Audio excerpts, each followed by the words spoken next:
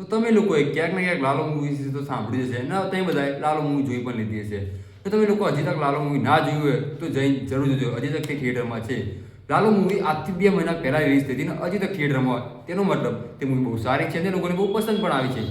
તો તે મૂવી લોકોને એટલી પસંદ આવી, લોકોએ એના વિશે એટલી બધી વાતચીત કરી, તો તેને કમાણી કેટલી કરી, તો તે મૂવીના કલેક્શન પર વાત કરીએ તો લાલો મૂવીનું ફર્સ્ટ વીકનું કલેક્શન હતું 33 લાખ, સેકન્ડ વીકનું 27 લાખ, થર્ડ વીકનું કલેક્શન હતું 63 લાખ.